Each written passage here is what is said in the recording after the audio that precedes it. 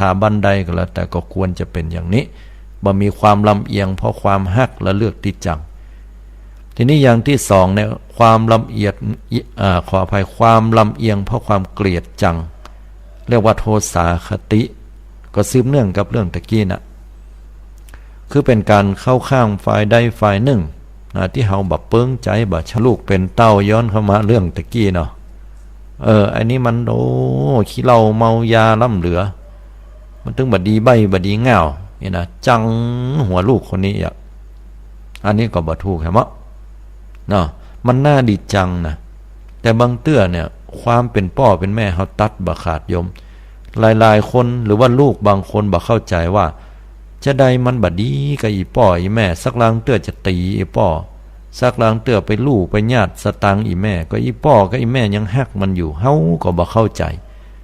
โยมถ้าเฮาบ่มีลูกเนี่ยเฮาบ่เข้าใจเปิ้นว่าอย่างนี้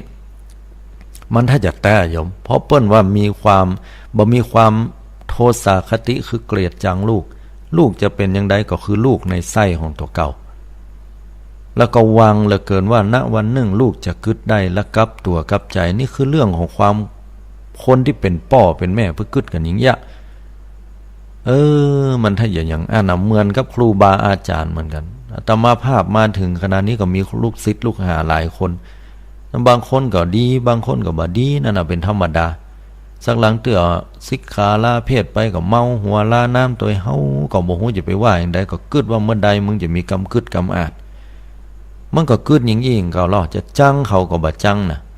เคยกินเคยอยู่อาศัยด้วยกันก็ว่าเมื่อใดมึงจะกึดได้ก็ว่าอยู่หั่นน่ะก็หวังว่าหน้าวันหนึ่งมันจะกึดได้เป็นดีขึ้นมาเฮาจะต้องวางจิตวางใจของเฮาบ่ใช่ว่าจังไอ้คนนี้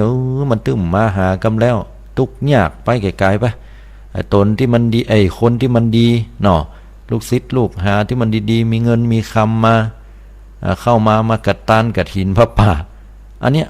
ยกย่องคนเนี้ยชื่นชมคนนี้อันนี้ก็บ่ใจฮะก็บ่ควรจะเป็นอย่างนั้นแม้แต่คนที่เป็นครูบาอาจารย์พระสงฆ์องค์เจ้าอื่นใดก็แล้วแต่ญาติโยมเนี่ยโดยเฉพาะเลยเขาก็จะต้องบ่มีความเกลียดจังเขาแต่ว่าพยายามจะสอนพยายามสอนบอกกล่าวถ้าเขาบ่ฟังสุดท้ายก็เป็นอุเบกขาวางเฉยไปฮะถือว่าสัตว์โลกเป็นไปตามกรรมนอคนเฮานั้นมันสอนได้หยังได้แต่ว่าเขาจะฮับได้มอกใดนั่นก็ขึ้นอยู่กับการอบรมสั่งสมจิตใจเขามาตั้งแต่อดีตชาติคนพญาหม้อน้อยเข้าใจยังง่ายก็แสดงว่าอบรมทางด้านสมาธิปัญญามาดีชอบฟังน้ำฟังธรรมเข้าหานักปราชญ์ราชบัณฑิตไอ้คนปึกตันตุนจ้าหน่อยนะก็เวลาฟังอย่างเปิ้นแล้วบ่ค่อยเข้าใจหรือว่าบ่ปฏิบัติตามก็คิดว่าเป็นบุคคลน่าอินดูน่าสงสารก็บ่มีโทสาคติความเกลียดจังเรื่องนี้เหมือนพ่อแม่ก็เช่นเดียวกันนะข้อที่3อคติข้อที่3พูดว่าลำเอียงเพราะความหลงคำว่าฮ้องว่าโมหะคติคำว่าลำเอียงเพราะความหลงเนี่ยหมายความว่าเฮาไปเข้าข้างฝ่ายใดฝ่ายหนึ่งด้วยความที่เฮาเนี่ยบ่ฮู้เรื่องฮู้ราวอย่างเลยแล้วก็บ่มีข้อมูลบ่มีเรื่องอย่างที่เกิดขึ้นโดยที่เฮานั้นไปสรุปเห็นแล้วว่าคนนี้มันบ่ดียกตัวอย่างเช่นว่าลูกของเฮาก็มาพอเขาใส่หันเขาใส่บานี่มันบดีแตะบดีว่าอย่างน่ะเอาของเนี่ยวางไว้นี่พอล้อน่ะละไว้คกลกไว้มันเป็นแต่บาคนเนี้ยกึดบดีละพอไอ้คนเนี้ยมันเนี่ยอย่างแล้วมันบรอบครอบเนี่ยอย่างแล้วมันบดีอย่างน่ะมันตึงบดีแต่เอาขวดเหล้ามาวางไว้ที่เนี่ยมันหาใกล้เหล้าไปแล้วนั่นอย่างน่ะอันนี้สุมาเตอเป็นภาษาเจ้าบ้านเขาเนาะ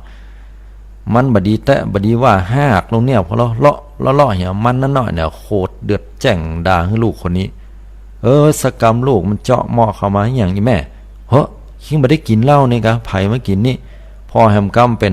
คนข้างบ้านมันเมาเหล้ามาเป็นว่ามาแอวหาตัวเก่าเนาะอย่างน่ะมาหากแตกนี่ก็เพราะว่าเฮานั้นไปปักใจเชื่อว่าลูกเฮานั้นมันเคยกินเหล้ากินยามันอาจจะบ่เป็นอันก็ได้โยมเฮาบ่หันกับหูกับตาได้หรออาตมาก็เคยหันเคยปะเหมือนกันนะ สักหลังเตื้อคนอื่นก็มาเล่ามาอู้ให้ฟังว่าลูกตัวเก่าเป็นอย่างอันอย่างอันอย่างอันหันมันเป็นอย่างอันหันมันเป็นอย่างอี้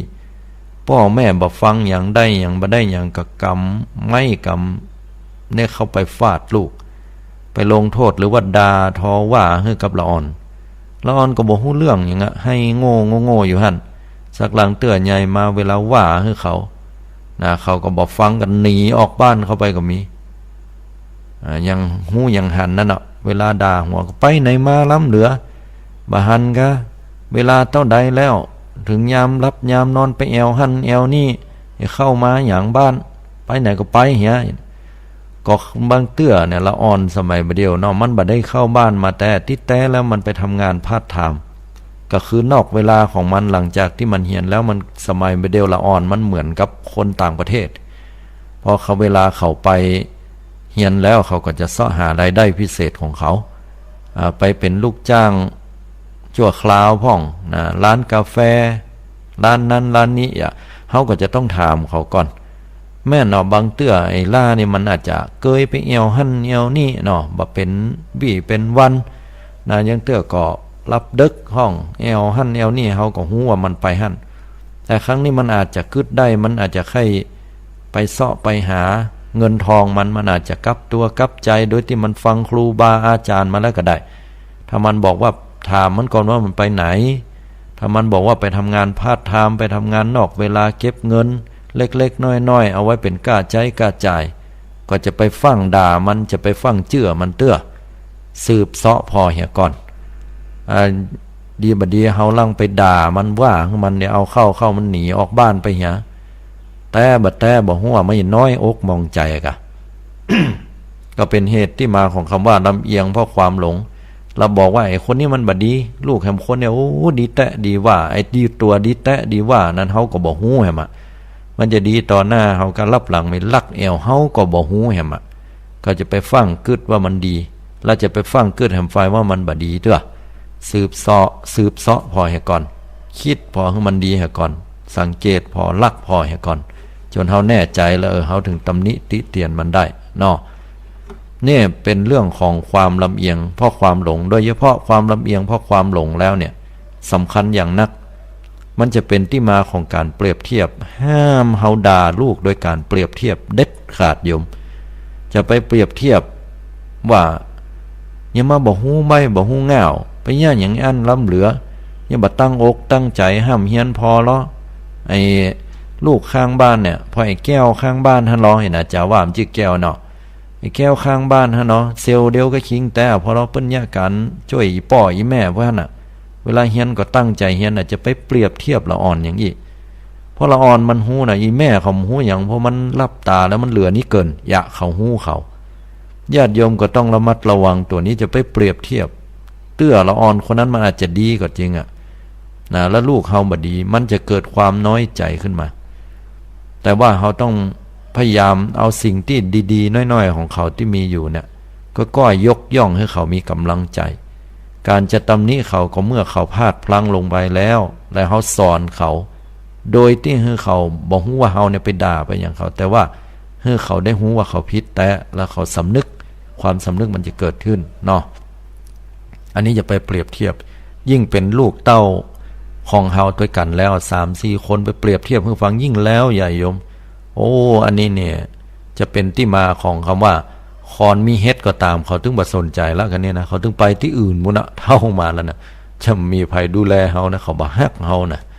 อันนี้สำคัญโยมข้อที่4สุดท้ายในเรื่องของอคติความลำเอียงเพราะกลัวเรียกว่าพยาคติความลำเอียงเพราะกลัวนี่ก็คือลำเอียงเข้าข้างฝ่ายใดฝ่ายหนึ่งเพราะว่าแห่งฝ่ายหนึ่งนั้นฝ่ายที่เขาเข้าข้างนะมีอิทธิพลต่อตัวเก่าอย่างยกตัวอย่างว่าลูกคนนี้นะมันดูแลพ่อแม่พอกอยพ่อแม่ดีเขาก็กลัวว่าถ้าเขาบ่เอาอกเอาใจคนนี้แล้วมันก็จะบ่พอเขาละถ้าเอาไปเอาใจแห่งคนที่มันบ่พอเขาเนี่ยแห่งคนก็จะน้อยใจกล้านะอันนี้ก็เป็นเหตุเป็นที่มาของความลำเอียงเพราะความกลัวอันนี้ก็บดีหะมะนะการที่เฮาลำเอียงอย่างนี้มันก็เลือกที่ฮักมักที่จังไปต้องให้ความฮักเสมอเหมือนกัน และที่สำคัญไปแหมอย่างหนึ่งก็ยังสังคมในปัจจุบันยกตัวอย่างง่ายๆลำเอียงเพราะความกลัวนี่ก็สามารถเอาไปใช้กับคนที่จะเป็นผู้รักผู้ใหญ่ได้เหมือนกันนะเฮ้ยนะบอกว่าจะเป็นตังยกตัวอย่างผู้ว่าความทนายก็ดีอย่างเงี้ยถ้าว่ากันตามกฎหมายบ้านเมืองนั้นมันเป็นสิ่งที่ดีแต่บางบางครั้งเราก็กลัวนะกลัวว่าแห่งฝ่ายหนึ่งมีอำนาจนักกว่ามีอำนาจเงินอำนาจหน้าที่การงานกลัวแล้วก็ตัดสินกรณีพิพาทลำเอียงไปเพราะด้วยความกลัวนะก็เป็นเหตุเป็นปัจจัยให้ความถูกต้องบ่เกิดขึ้นแล้วก็นำมาซึ่งความน้อยอกต่ำใจและความเครียดแค้นชิงชังต่อกันอันนี้ก็เหมือนกันบอกว่าจะเป็นลูกศิษย์ลูกหาครูบาอาจารย์พ่อแม่ตลอดจนถึงคนตั้งหลายเนี่ยก็ต้องว่ากันไปตามถูกตามผิดละหูจักผ่อนสั้นผ่อนยาวบ่ใช่ว่า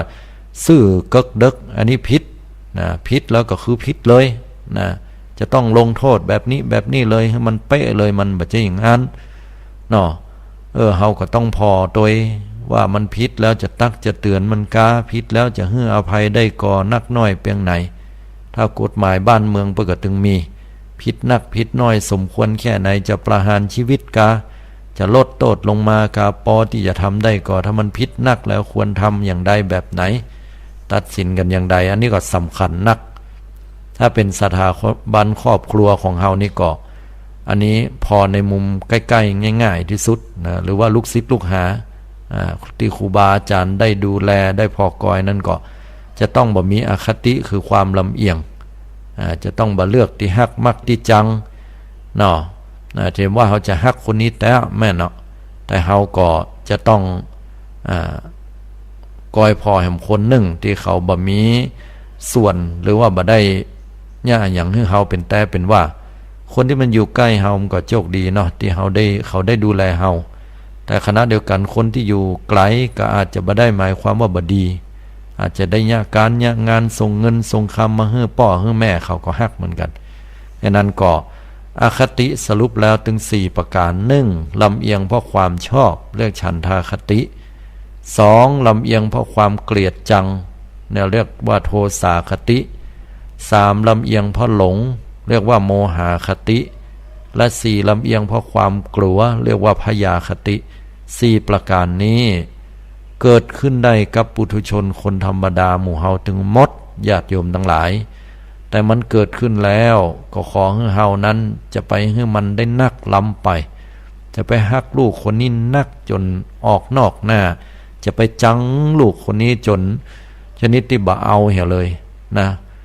คนเฮาน่ะมันมีชั่ว7ทีดี7หนเพิ่นว่าวันนี้มันอาจจะบดีก็ได้ขี้เหล้าเมายาเป็นคนบดีแต่ณวันหนึ่งเมื่อเขาได้กลับตัวกลับใจได้ขี้ไล่กลายเป็นดีเขาก็อาจจะดีขึ้นมาได้ก็ได้ของอย่างนี้มันบัดแน่ศรัทธาญาติโยม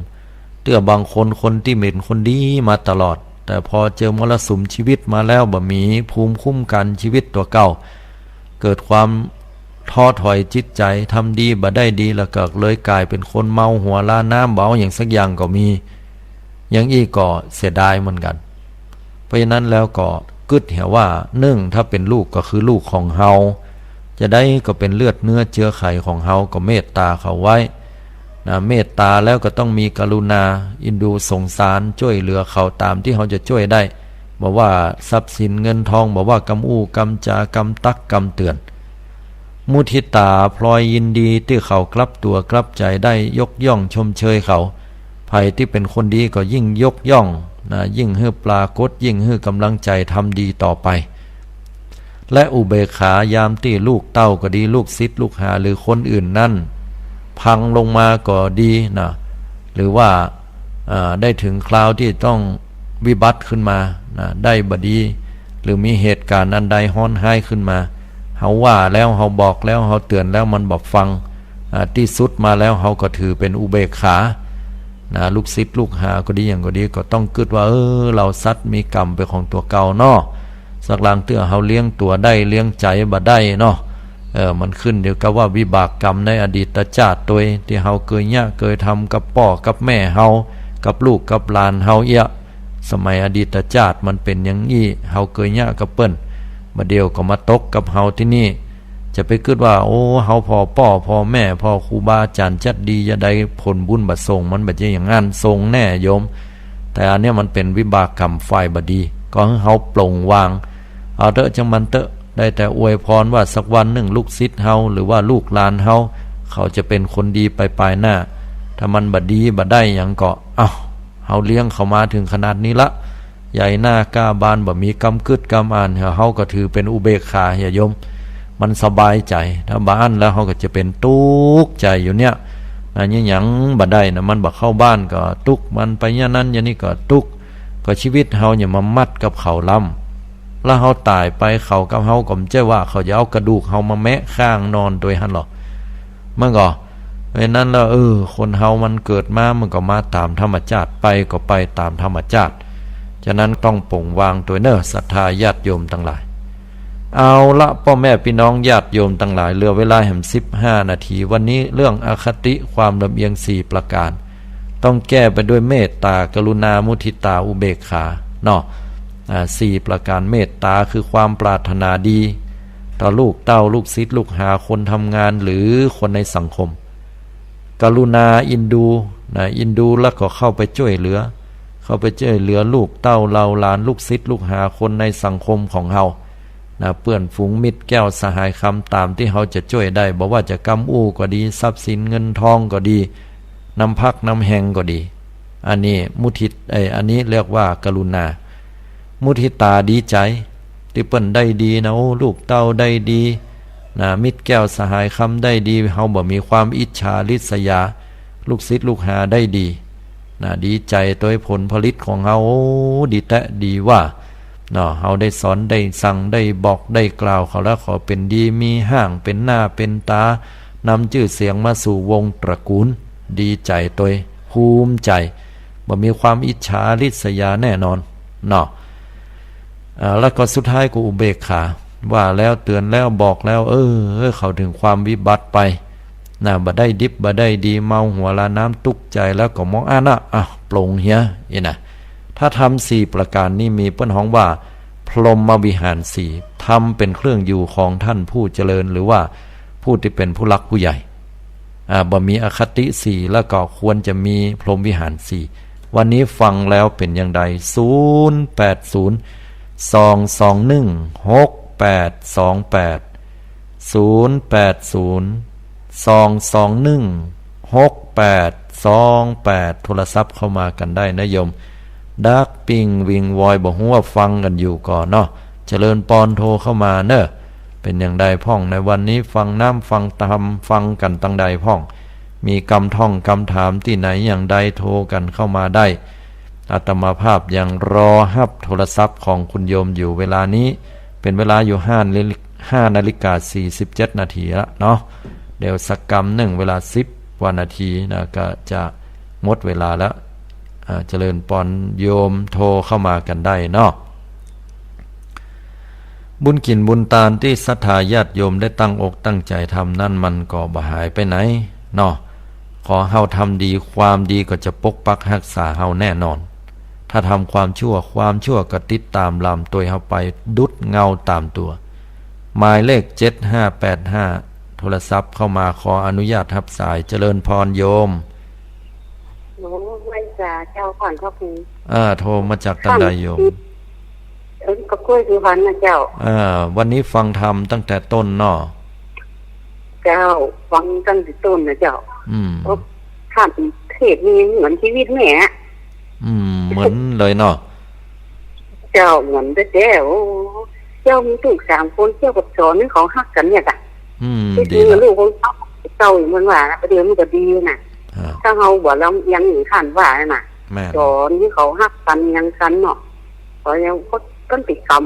ของเฮาเนาะกรรมเป็นกรรมเนาะตามกรรมเขาน่ะจ้ะถ้าดีก็ดีนะไปที่ไหนทำบุญที่ไหนก็พาท่านหน้ามันถึงคนดีนะไม่ได้มันก็ยังแคว้นหน่อยก็ดีก็มีลูกมีหลานแล้วหรอก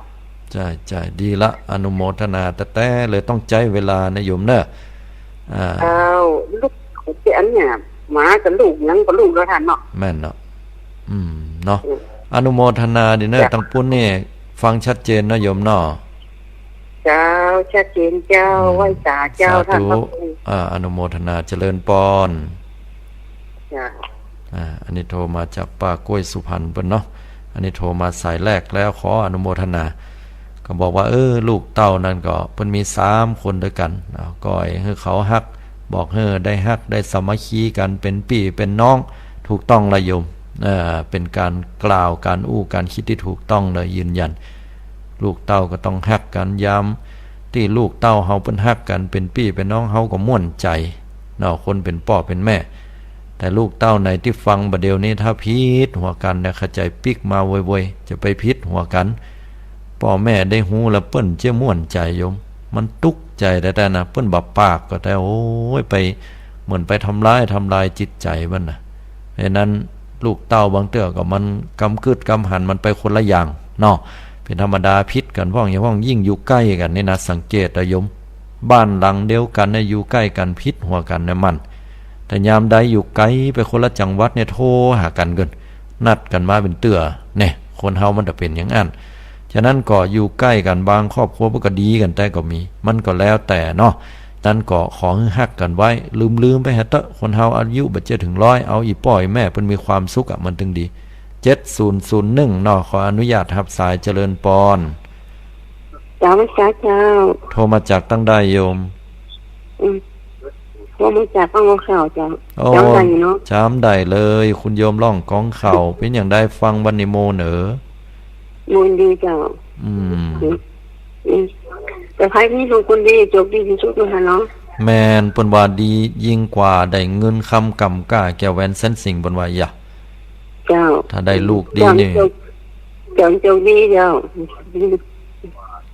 เป็นนี่จะเป็นลูกเลยเจ้าได้ปึงลูกเนาะลูกเป็นคนดีได้ดูแลพ่อก้อยแม่พ่อเนาะเจ้าแต่สังเกตพอถ้าใครดูแลพ่อแม่ก็ดูว่าต่อห้องอย่างนั้นเนาะเป็นวิบากกรรมว่าอย่างนั้นนะเจ้าถ้าที่ว่าพ่อแม่ดีก็เอาก่อนลูกเข้าก็ดีนะแต่มันเป็นผลกรรมเนาะโยมเนาะเจ้าใจผลกรรมฝ่ายดีแต่อนุโมทนาตัวโยมโทรมาจากท่านปุ่นฝุ่นโตกจักหน่อยเดียวเจ้าหน่อยเดียวเนาะหมอกแผ่นดินลายเนาะเจ้าอนุโมทนาขอบคุณทำครั้งหนึ่งเนอที่ได้โทรมาในโยมเนอเจ้าสาธุเจริญปอนอันนี้ก็โทรมาปิ้นประจำเนาะเปิ้นสายนี้2508อันนี้เจริญปอนฮัลโหลเจริญปอนโทรมาจากตังใดโยมโทรมาจากบ้านปงหลังมอแม่โจ้เจ้าบ้านปงหลังมอแม่โจ้จำได้แล้วคุณโยมตั้งปุ้นฟังดีชัดเจนแจ่มใสชัดเจนดีเจ้าฟังวันนี้แล้วฟังธรรมะรู้สึกว่าม่วนก็ได้อย่างพ่อง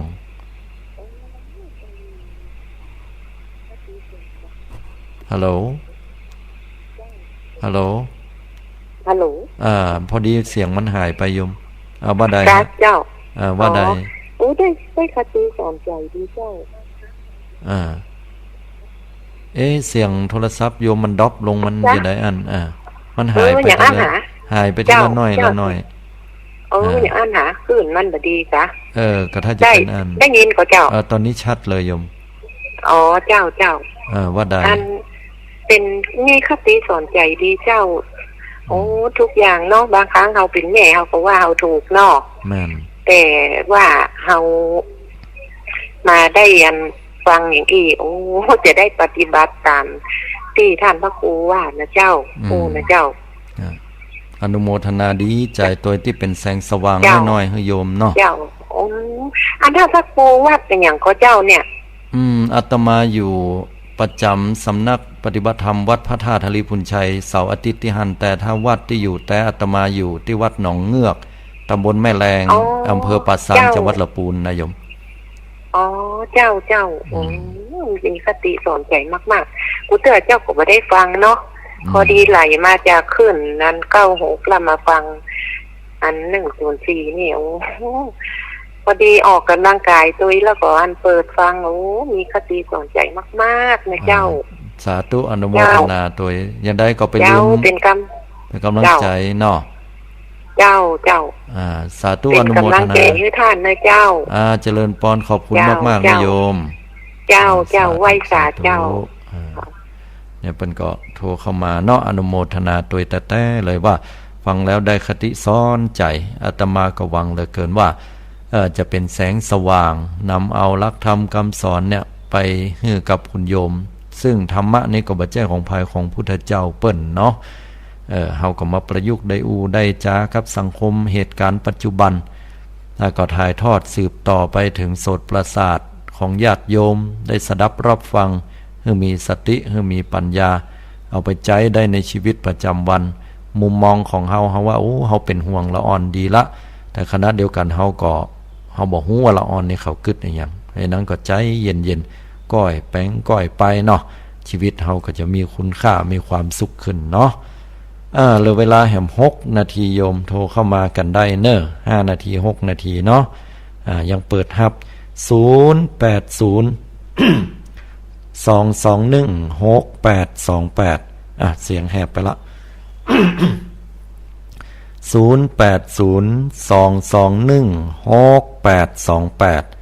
6828โยมโทรเข้ามาได้แหมสัก 2-3 สายเนาะโทรเข้ามากันได้โทรมาแล้ว6534เลขท้ายขออนุญาตรับสายเนาะเจริญพรคุณโยม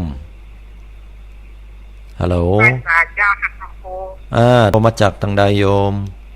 จาก7 ยอดเจ้าจาก7 ยอดฟังตั้งปุ้นในฝนตกก่อมเดี๋ยวนี้ตอนนี้บ่ตกแค่ได้ตกแต่ว่าเจ้าเราฟังวันนี้แล้วม่วนงานสรรเล่ามีประโยชน์จะนะก่อมีประโยชน์มากเลยเจ้าประโยชน์กับลูก2 คนมียิงปัจจัยโยมยิงคนใจคนเจ้าโชคดีเนาะได้ยิงคนใจคนเขาฮู้กรรมอยู่เนาะได้ดูแลมารดาบิดาอยู่เนาะฮู้กรรมอยู่เจ้าแต่ว่าข้างเดี๋ยวนี้เวลาเขาใหญ่เนาะเขาว่าเนี่ยเขาบ่ให้ฟังเจ้ามันธรรมดาวัยรุ่นเนาะโยมเนาะตอนนี้น่ะเถียงตลอดเจ้าแม่นมันธรรมดาเขาเนาะต้องให้ผ่านวัยนี้ไปก่อนเขาจะมีกรรมกึดกรรมอ่านเขาเที่ยงตลอดว่าเขาถูกวัยรุ่นเนี่ยมันต้องการให้เฮาเนี่ยไปเข้าใจเขาแล้วเขาลืมไปว่าเขาต้องเข้าใจเฮาอันนี้เฮาต้องเข้าใจธรรมชาติเขาก่อนนะจะไปให้เขามาเข้าใจเฮาตลอดนี่ยากเนาะมันเป็นวัยของเขาโยม30ปลายแล้ว30ปลายแล้วกะอาจจะเป็นยุคใหม่ก็ได้ว่าให้เจ้าจะมาให้เลยกะอันยังได้ก็อดเอาเนอะโยมเนอะสักวันนึงเปิ้นก็คงจะหันความดีตรงนี้เขาอาจจะไม่ได้ตั้งใจเนาะโยมคิดว่าคงประมาณว่าเฮากับละอ่อนเขาเนี่ยมันความคิดความหันมันไปคนละอย่างเนาะแต่เฮาก็ก้อยจูนหากันนะโยมเนอะให้กำลังใจเนอะโยมเนอะจะไปท้อใจนะโยมสาธุอนุโมทนาเนอะเจริญพรอันนี้ก็เป็นแฮมครอบครัวนึงเนาะเพิ่นว่าอยู่ด้วยกันเนี่ยลูกมีอยู่2 คนเตื้อเขาก็ว่าจะพอให้เป็นดีนดูโยมบ่ต้องไปท้อใจเนาะบางเตื้อบางครั้งมันยุคสมัยมันเปลี่ยนโยมบ่เดียวนะต้องยอมรับแต่ว่ายุคสมัยมันเปลี่ยนกันไปบางเตื้อเฮาเกิดแห่งยุคนึงโยมยุคที่อาตมานี่ยังว่าหนุ่มอยู่นะโยมเขายิ่งแล้วใหญ่ว่าเขาเกิดมายุคที่เขาใช้น้ำมันโกมน้ำมันกักแล้วก็บ้านเขาก็ค่อยๆมีไฟฟ้าขึ้นมาเขายังถ้าตามเจ้าบ้านเนาะเขายังเอาสุ่มเอาแซะเอาแหเอาอย่างไปหากินแบบอันอยู่เขายังได้ไปโรงเรียนที่แม่เอาตังค์ให้50 ตังค์บาทนึงเขายังอยู่ในยุคนั้นที่เขาห่อเข้าไปกินโรงเรียนเขายังปิกมาดังสักลังเตื้อก็ก้นเนาะปอปุ๊ดไปเล่นเปิ้นก็เอาผ้ามานาบบ่เดียวมันบ่เอาแล้วแบบโยมเฮยเพราะฉะนั้นเขามีชีวิตของเขาที่เป็นแฮมยุคแฮมอย่างนึงแล้วซื้อขายอย่างก็ซื้อขายทางอินเทอร์เน็ตมันบ่เหมือนบ่เดียวไปแล้วนะโยมมาเพราะฉะนั้นแล้วก็บางครั้งมันบ่เข้าใจกันเฮาก็ต้องทำใจน้อยนะโยมเนอะขณะเดียวกันลูกเต้าเราหลานก็ต้องเข้าใจพ่อแม่ตัวนะว่าเปิ้นปรารถนาดี จะไปให้เปิ้นเจ็บช้ำระกำใจเนาะขอให้ก้อยแปลงใจหากันเนอะครอบครัวเราจะมีแต่ความจื่นบานหันษามีความสุขเนาะอยู่กันที่นี่จนถึงใต้รายการละยมกระเดียวท่านพระครูพิสิทธิ์ศิลาพรจากวัดวังสิงคำก็จะมาปะญาติปะโยมและฟังเปิ้นต่อเนาะความกรรมกำพาธนาอันใดดีอาตมาภาพก็ขอให้พลันสำเร็จขอให้ทุกท่านนั้นจงเจริญไปด้วยอายุวันนะสุขะพละปฏิภาณธนสารสมบัติทุกท่านทุกคนให้ทุกท่านนั้นได้ถึงฝั่งมรรคผลนิพพานทุกท่านทุกคนโดยเร็วพลันวันนี้ขอนำเอารายการใต้ห่มพระรัตนตรัยปิกไปก่อนปะกันทุกวันพุธเวลา 5 โมงเช้าจนถึง 6 โมงเช้าวันนี้เจริญปอนวันที่ฟ้าเริ่มส่องแส